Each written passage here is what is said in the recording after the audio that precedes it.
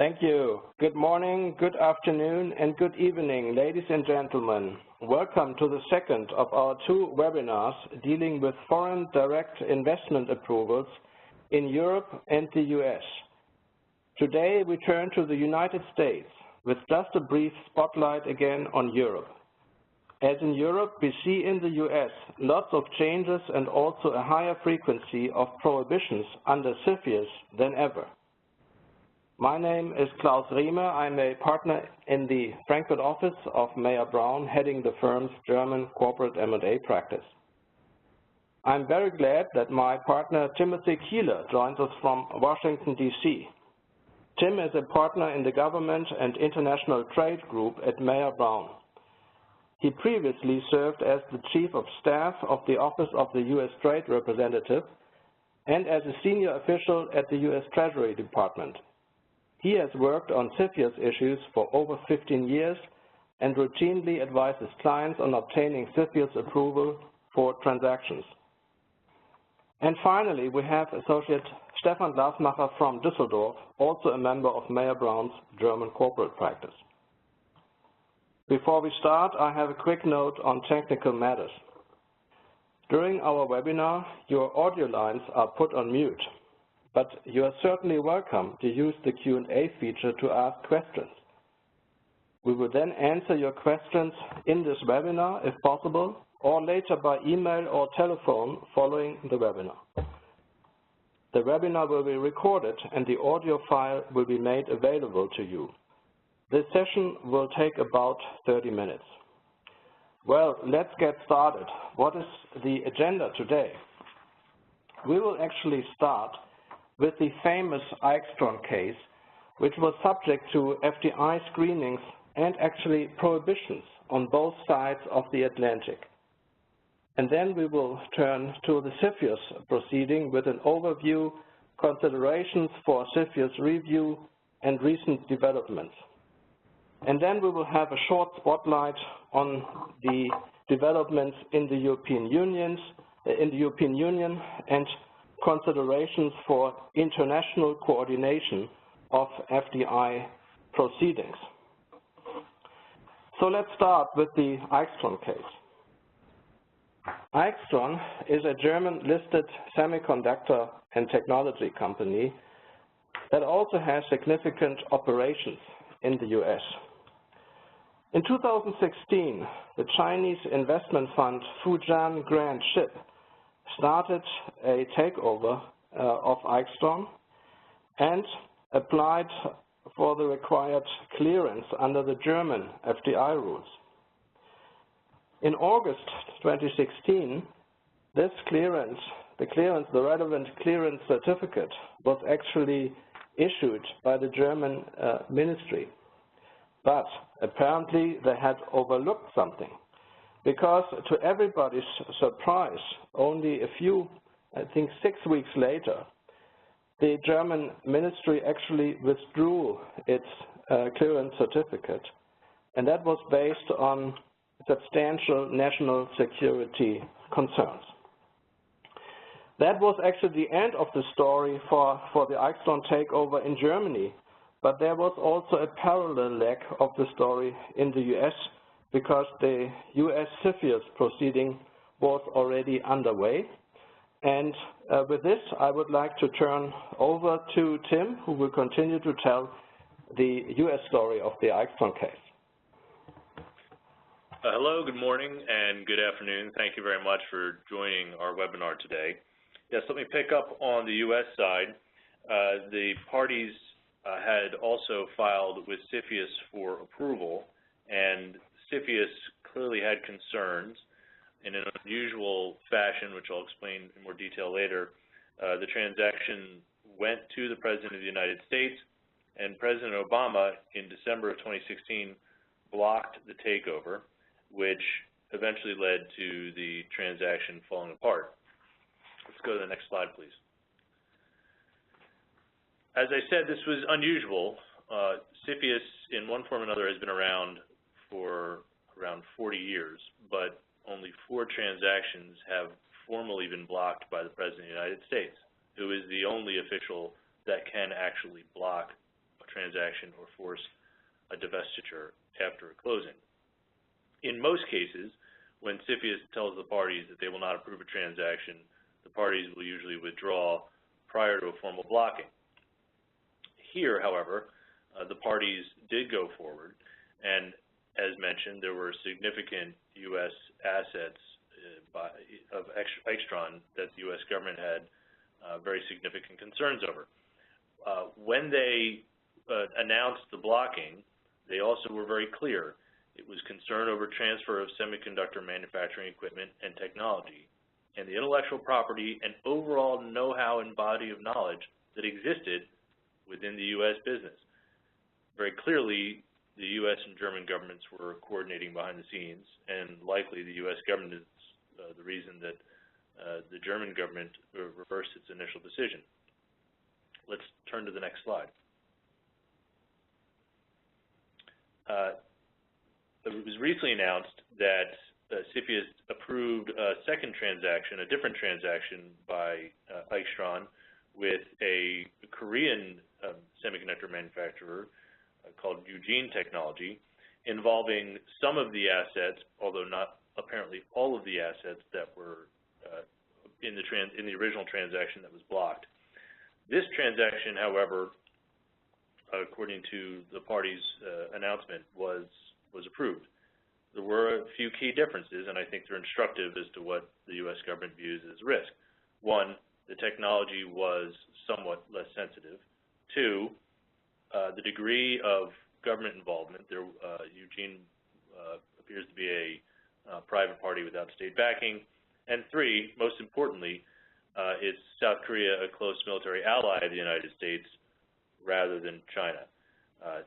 Korea has, similar to the United States, a very well-developed semiconductor technology industry and has significant controls as between their industry and China. Let's go to the next slide. This hasn't been the only activity by CFIUS recently. There was a proposed transaction by a Chinese venture capital fund to acquire a company called Lattice Semiconductor. Lattice makes field programmable gate arrays, which can be programmed by customers for specific needs. CFIUS cited, again, the transfer of intellectual property, the Chinese government's role, and the importance of the semiconductor supply chain. Likewise, and what has previously been unusual, perhaps has become more usual, is that the parties pushed this transaction to the President of the United States, and President Trump agreed with the recommendation of his national security team on the Committee on Foreign Investment in the United States, and he blocked the transaction. I think, given how many publicly known Chinese attempted investments in the U.S. semiconductor sector have been blocked in the last 3 to 4 years, it's quite clear the U.S. government is blocking pretty much all Chinese investment in the U.S. semiconductor industry. So let's turn to the next slide, and we'll give an overview of current law for CFIUS.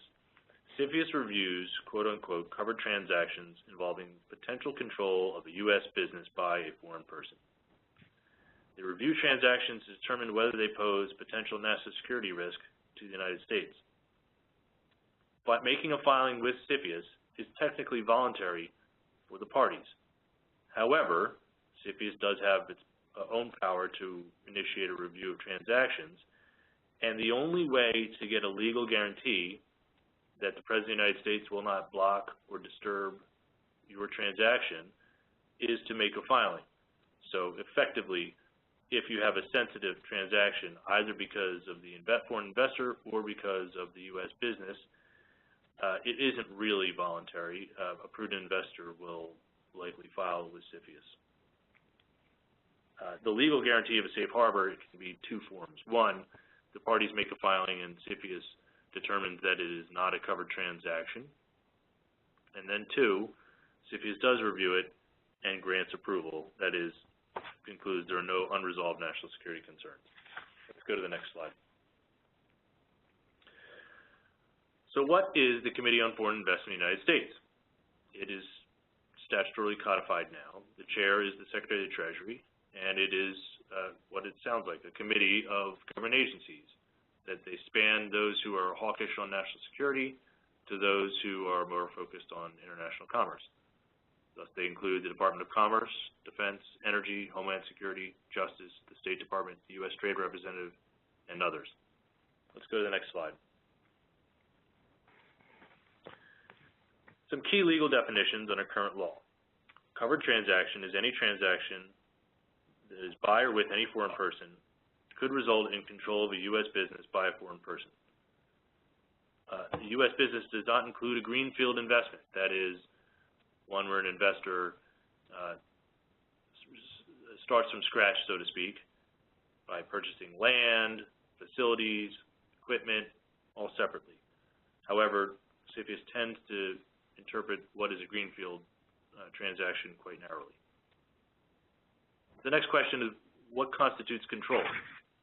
This, the way CFIUS interprets it, it's much lower threshold than what market actors may view it.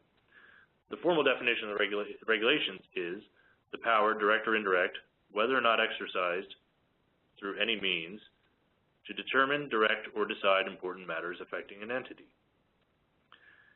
Importantly, the only clear guidance in the regulations as to what does not constitute control in a covered transaction is if an investor is less than 10% by voting share and passive. Anything above that or active could be considered control. Ultimately, it's CFIUS's decision. But it's certainly possible that you could have low thresholds of voting shares, say 20%, and CFIUS would determine that to be sufficient for the foreign person to have control. CFIUS does look at formal and informal agreements between foreign persons to act in concert, and they'll essentially add your shares. It's particularly true if there are two government-controlled entities. Even if they are not formally coordinating, they will assume that if the government controls both entities, even under this low threshold definition of control, that they are acting in concert. Let's go to the next slide. A foreign person is any foreign national, foreign government, or foreign entity, or any entity over which control is exercised or exercisable by a foreign national, foreign government, or foreign entity. Thus, the U.S. subsidiary of a foreign company is considered a foreign person if that is the acquiring entity. A U.S. business is any entity, irrespective of the nationality of the persons that control it, engaged in interstate commerce in the United States, but only to the extent of its activities in interstate commerce. So that does, under current law, give some clear jurisdictional lines. It is limited to activities within the geographical United States. However, a business does not have to be a formal structure. If it's a group of assets that, when combined together, are sufficient to constitute an entity, then it's sufficient to be considered a U.S. business. Let's go to the next slide. Market actors are always interested in how long does CFIUS process take. It has been getting longer. Parties to a transaction may submit a draft notice to CFIUS, and this is widely done now, for CFIUS's review and comment before they make a final filing. A significant amount of information is required from the foreign investor side, including the certain personal information of board members of the foreign person and its parents. This can be a very difficult hurdle sometimes for foreign investors because frequently board and management of parents up the food chain may have no involvement in a particular transaction, yet they have to submit the information. Once the parties submit a final notice of a transaction, CFIUS must declare it complete to start the review process. And the process, the timing that CFIUS takes to declare something complete has been getting longer. This used to be, if you filed a draft notice, it would be days before, once you filed the final notice for CFIUS to determine it to be complete. In some instances, this is taking weeks.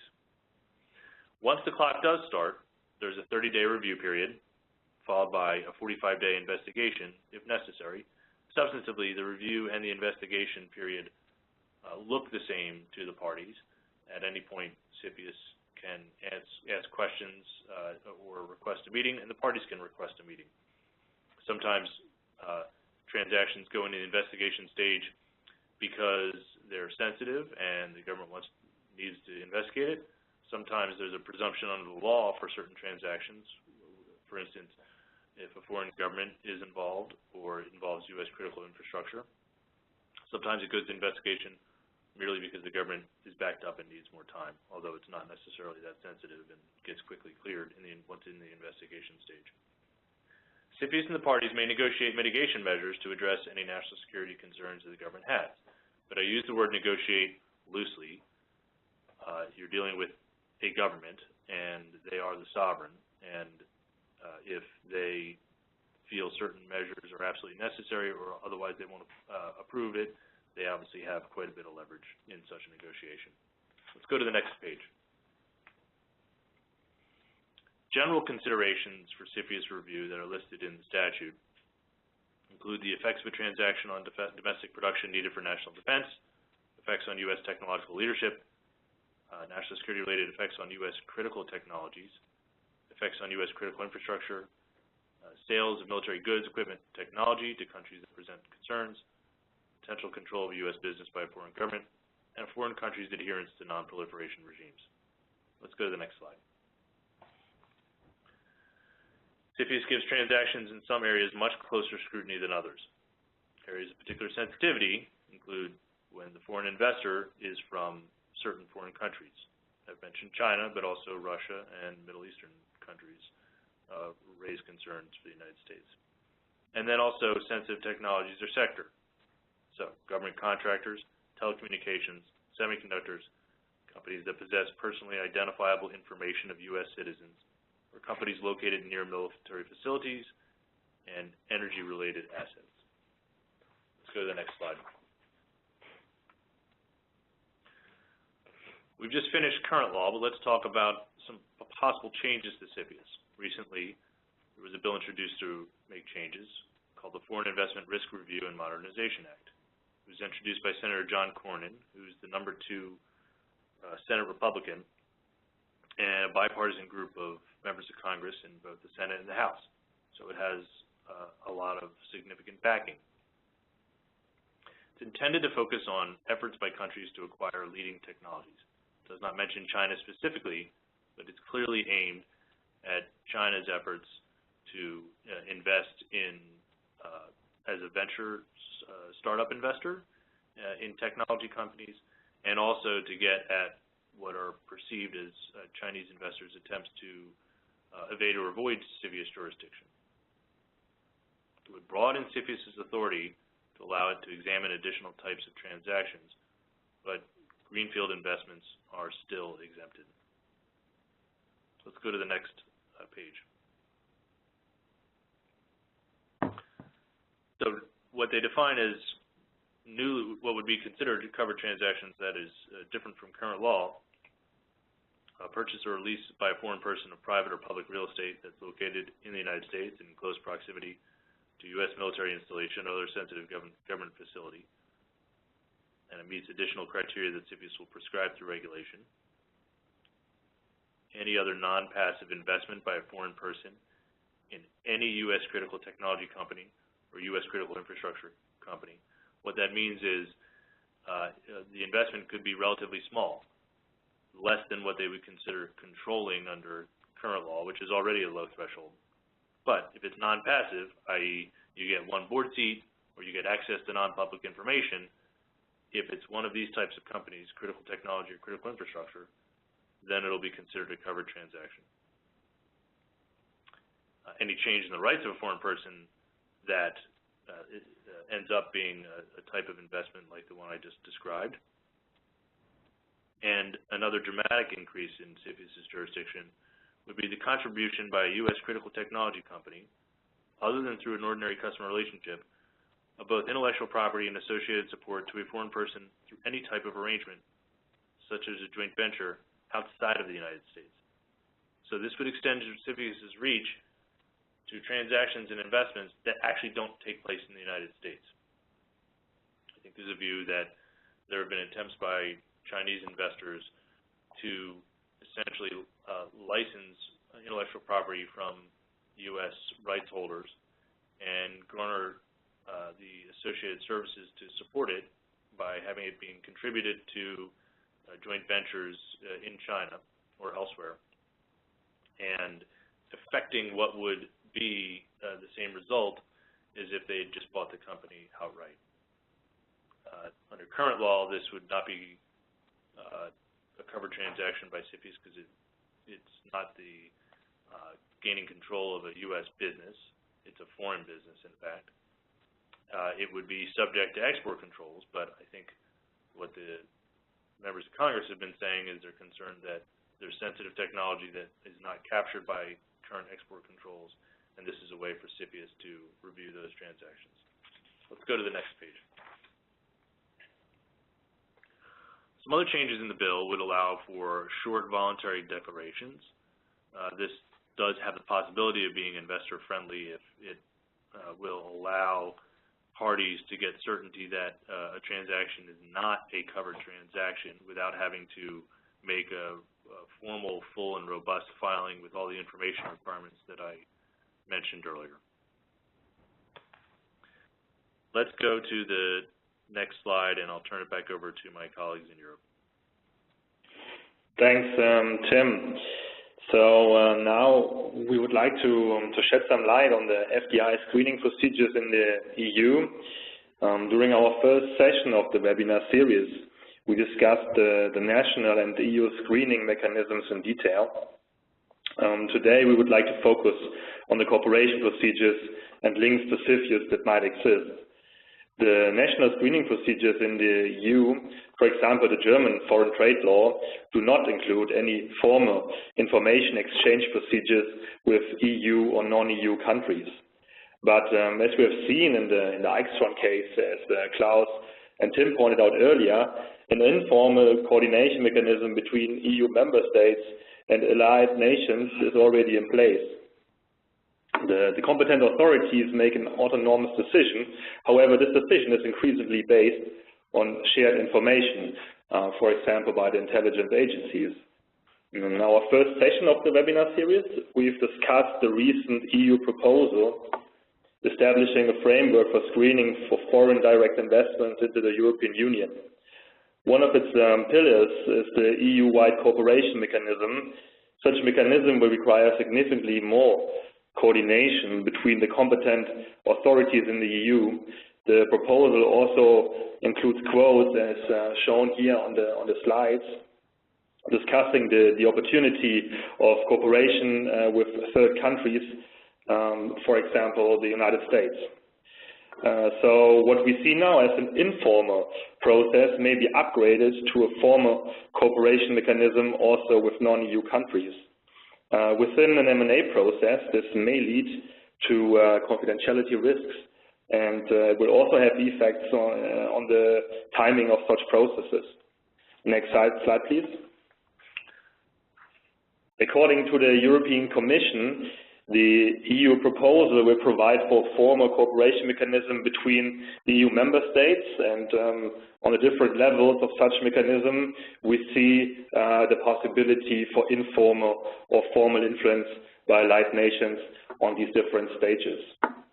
So, okay, so far from my side. Now I would like to pass to Klaus, who will discuss the impacts of such developments on M&A processes.